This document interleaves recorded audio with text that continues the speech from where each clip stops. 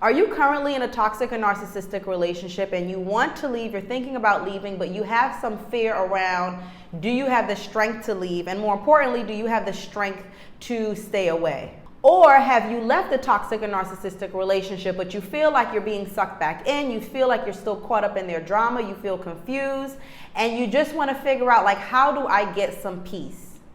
Well, in today's episode, I'm going to let you in on some of the weapons that toxic or narcissistic exes use to keep you trapped, to keep you confused, to keep you broken. And not only am I going to talk about the weapons that they use, but I'm going to let you know how you can overcome those weapons. Welcome back to my channel. If you are new to me, my name is Naila Abdul. I'm a mental health therapist turned toxic relationship coach.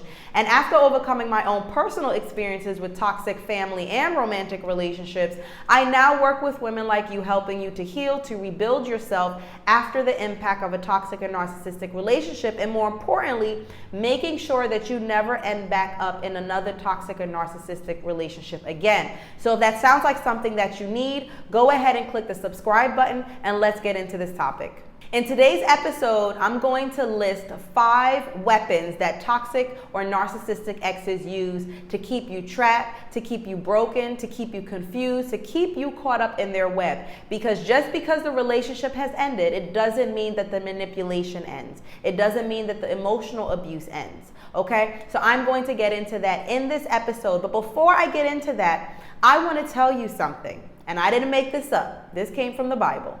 And if you don't know the Bible, it's okay. Listen anyway. No weapon formed against you shall prosper. Okay? You have the authority against these weapons. So with that in mind, I want you to listen to these 5 weapons, knowing that you are listening from a place of victor and not victim.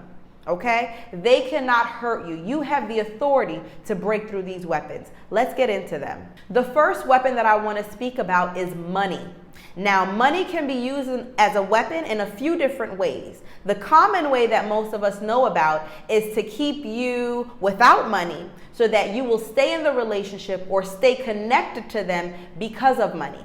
Again, just because a relationship has ended doesn't mean that the abuse stops. So what I see a lot happening is that even though the toxic and narcissistic relationship has technically ended, sometimes the woman is still in contact with the partner, the ex-partner, because they may need financial assistance. That's one way. And of course, the solution to that is making sure that, one, you're functioning out of integrity. So I'm not even going to say to make sure you get your finances up so that you don't need to ask them.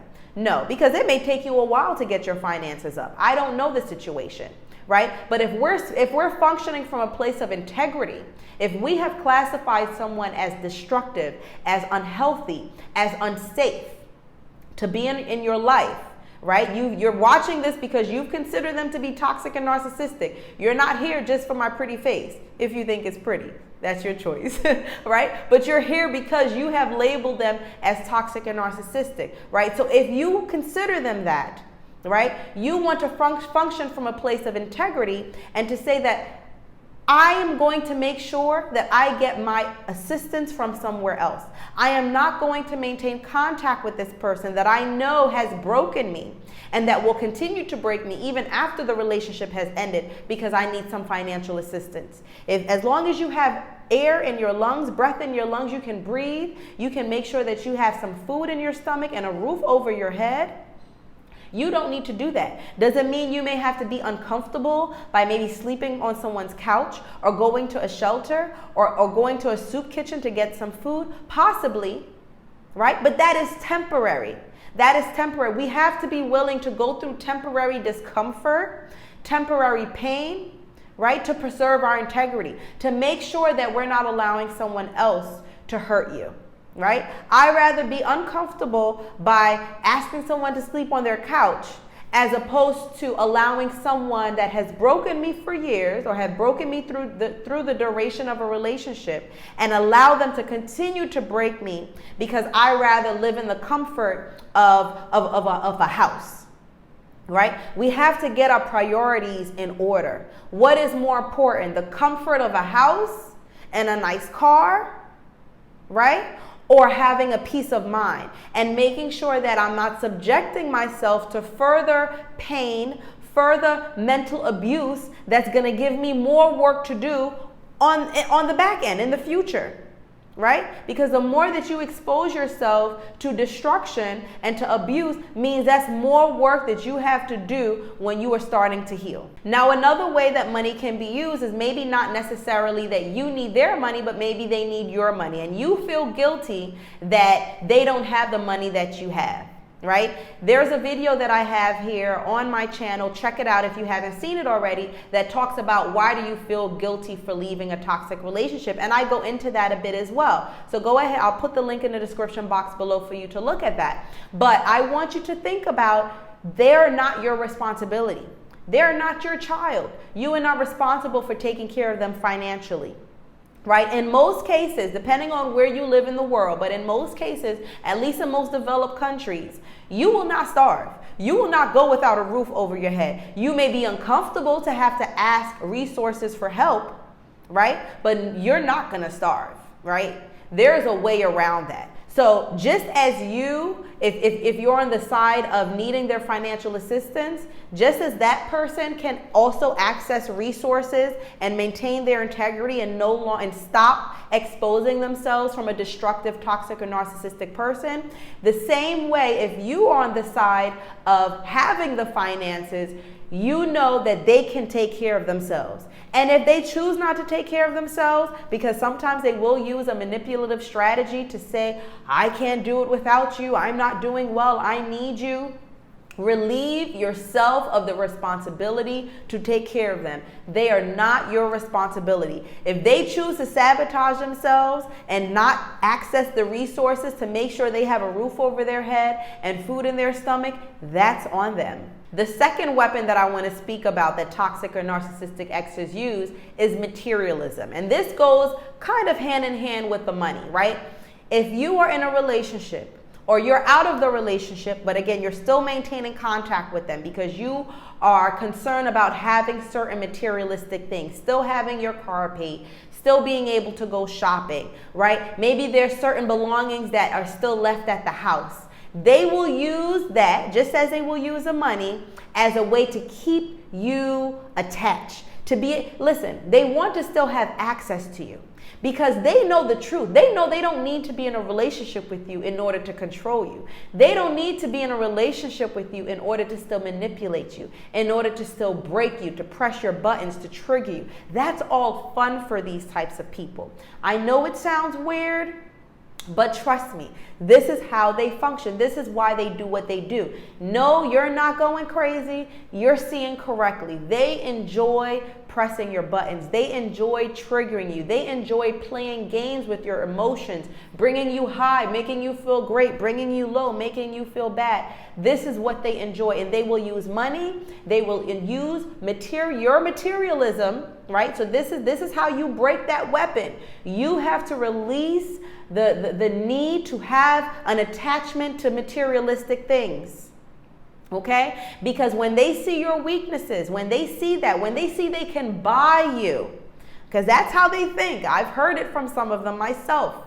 Okay? When they know that they can buy you, when they know that you have already identified them as toxic and narcissistic, but they know if they pull out their wallet, if they wire you some money, they know they're going to be able to get access to you. That's easy. And that's a game. That's a game that they love. So you have to release the need for their money or the need to help them with money, and you need to release the attachment to materialistic things. You have to put yourself in a position where you can't be bought. There is nothing they can flaunt in your face to make you allow them to have access to you. Not even about getting back into the relationship. Again, that they don't even need that to get to you. They just need to be able to have access to you.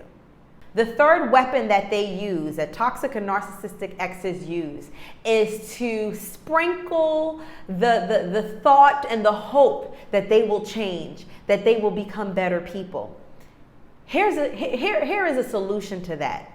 Relieve yourself of the need to fix them.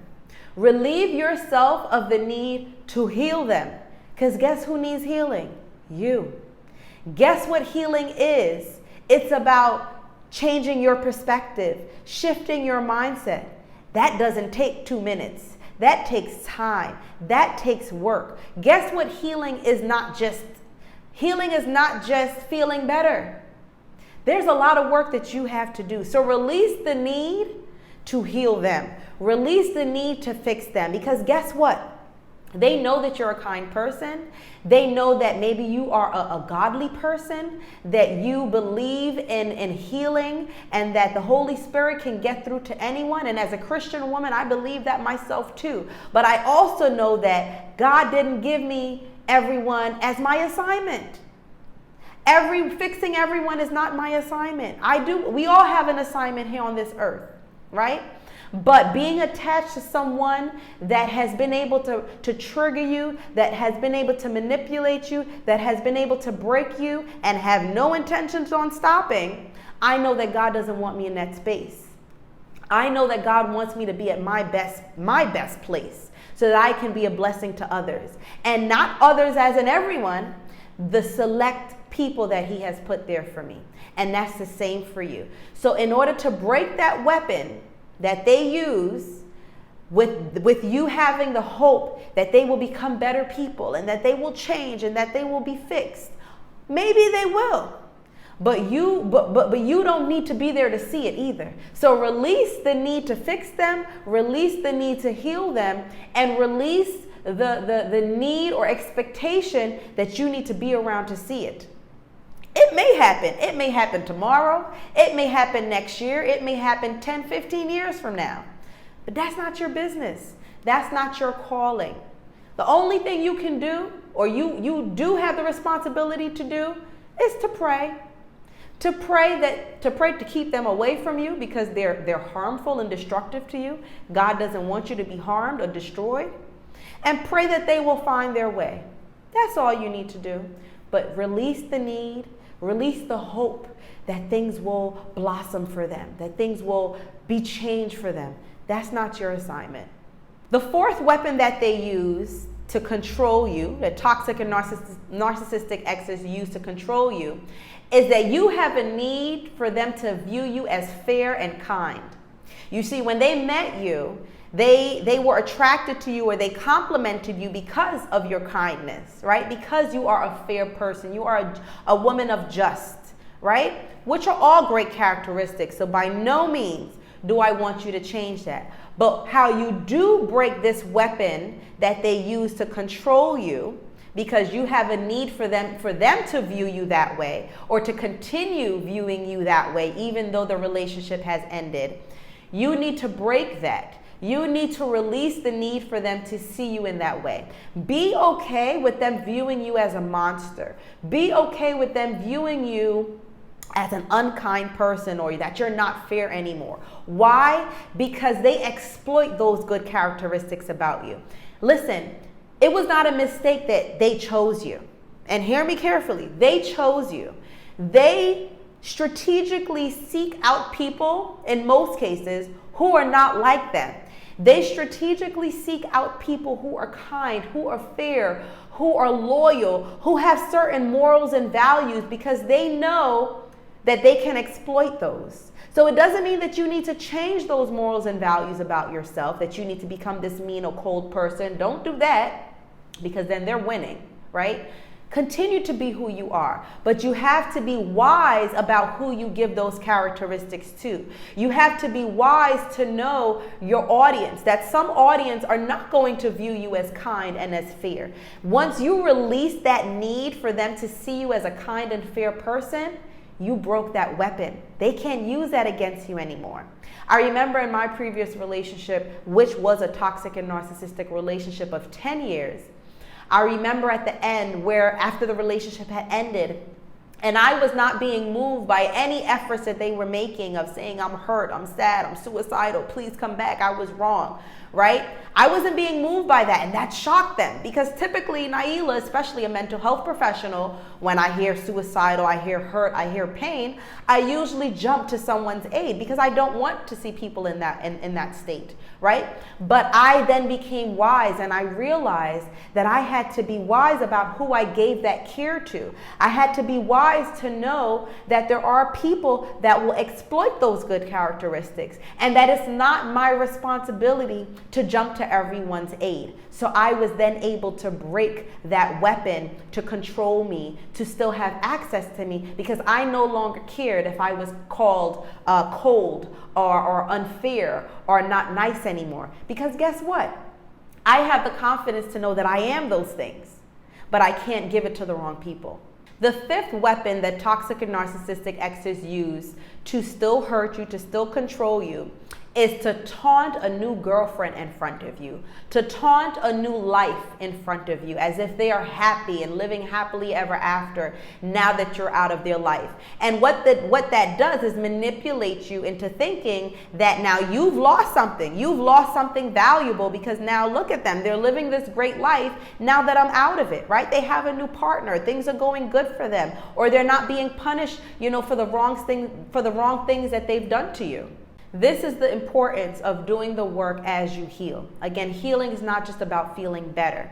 It's about being able to bring yourself back to reality, right? When you were in the relationship, you did create a fantasy around this person. That is what we do. We, as in people who have experienced toxic and narcissistic relationships, we set a fantasy around the person.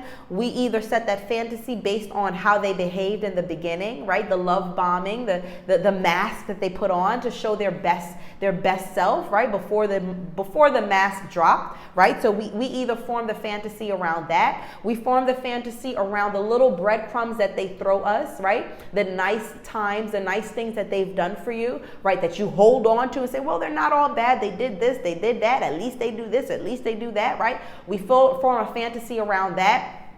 Or you form a fantasy, you form a fantasy around the potential that you see for them. I know that they can do better. I know that they can, become a better person. So with all those things that you've put together to form a fantasy, and now you see them living their best life with their new girlfriend, new wife, new kids, new house, new whatever it is, you can be manipulated into thinking that you've lost something valuable. The reality is, I'm not even going to tell you what the reality is. I'm going to give you the homework to bring yourself back to reality. And this is why with clients, I often recommend getting a journal. I know sometimes the word journal can throw people off because they're like, I don't want to journal, I'm not into journaling, or I don't know what to write. It's not school. There's no right or wrong. But as human beings, we need to see things visually. So when you see it on paper, when you see the things that you have experienced, when you see the reasons you have left the relationship, right? We need to see things on paper because it is so easy for us to forget. It is so easy for us to convince ourselves that it was not that bad. But when it's on pen and paper, you can't forget that because it's in front of you. So as you are reminding yourself of who they truly are, not the fantasy that you've created around them, but who they truly are, you can then bring yourself back to reality to say, wait a minute. You're not teasing me that you have a new wife, a new girlfriend, you moved on, you have a new house, a new whatever, you're traveling, whatever it is. I know the truth. You're watching this video right now because you have considered them to be toxic and narcissistic, which means they are destructive to your well-being. So did you really lose something? No. You actually were saved. You were actually cleansed. Your space was cleansed, your energy was cleansed, your soul was cleansed. You have a new opportunity to now cleanse yourself further by doing the healing work, right? Shifting the necessary mindset shifts that needs to be made, the perspectives that needs to be shifted to make sure you don't end up back in that relationship again. You are also breaking, family generational curses and trauma, because guess what?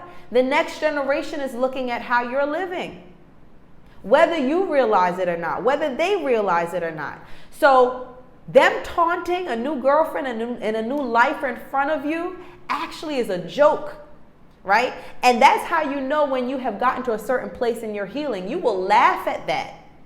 Because you know the truth. You're not falling for that. That is what do they call it? A smoking mirror, right? That new life, that happy life that they're living is a smoking mirror.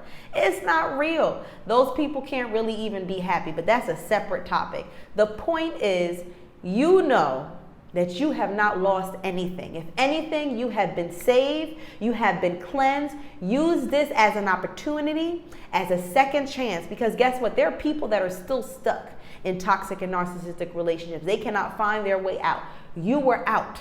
So these weapons that the toxic and narcissistic ex is using on you, break them. Break them. You have the authority to break them. I hope that today's episode was beneficial for you. If it was, go ahead and share it with at least that one person that you know needs to hear this. If you are in a space where you are currently in a toxic and narcissistic relationship, or you have ended the relationship but you're still struggling with just breaking free, rebuilding yourself, healing, go ahead and click the link in the description box below to get connected to me, part of my email community. I come in there from time to time. I give you tips, I give you motivation, I answer some questions. You can always respond to my emails. So go ahead and get connected. It's free. Click the link in the description box below, and I will see you in the next episode.